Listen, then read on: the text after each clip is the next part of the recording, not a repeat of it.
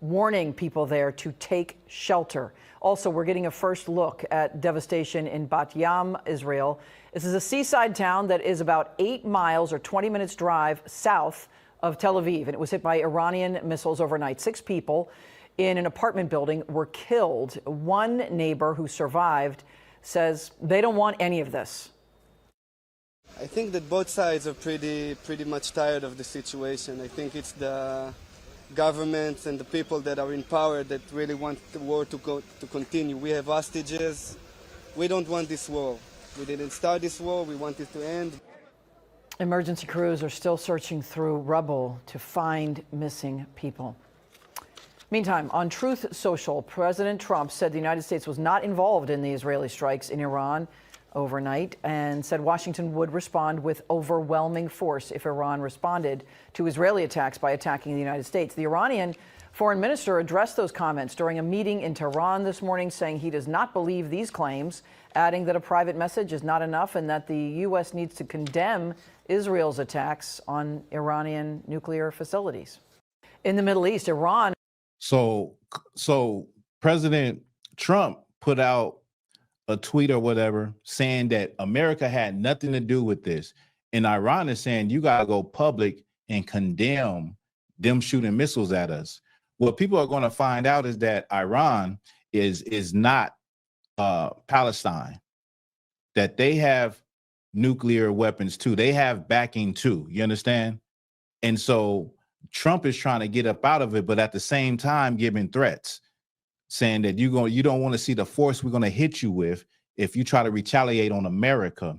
The thing about this is that this is what's happening in the Middle East right now is biblical. This is the Valley of Jehoshaphat, right? And all of these nations that are in this conflict, that are going to get pulled into this conflict, will bring about World War III.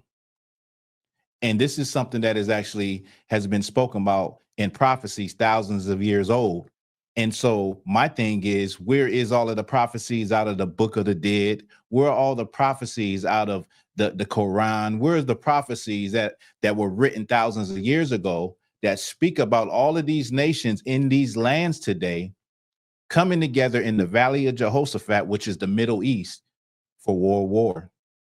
You won't be able to find it. A lot of people, they say, you know, the Bible ain't real. It ain't that. Like, I mean, it's right there. You can't open any records of the Egyptians and find future prophecies. And that's another reason why I say, when I hear a black person say the white man wrote the Bible, I'm like, you giving them too much credit, because what you're saying is that white people are prophets and they can tell the future. That's what you're actually saying. You're giving them too much credit. You know what I mean? But this is a time for black people, brown people, for people in general to get it together. You better get some supplies. And the beautiful thing about the organization that I'm a part of, the ISUPK under Commander Junior Hanna, the beautiful thing about that is that for the last 10 years that I've been around, that's what we've been doing, preparing. Getting food, getting supplies for emergencies, having rally points with your brothers.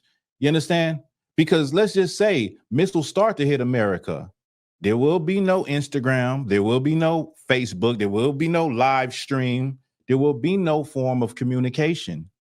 So what are you going to do? What plan do you have? What do you believe in? That's a better question. What do you believe in?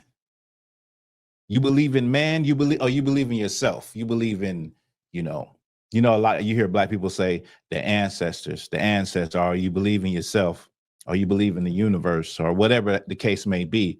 These people believe in their arms.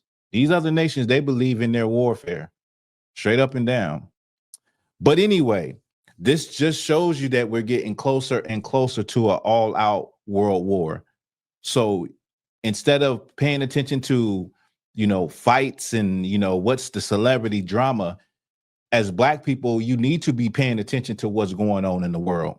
I know that it is very hard, especially coming from where we come from, to be serious about paying attention about what's going on in the world, where you trying to figure out how you're going to pay your bills, and you stressed out over little small things that, you know, lock you into a short-sightedness where you don't really see the big picture of things. But that's why you have people like me to, you know, lay it down flat for you. So keep an eye on that. Okay.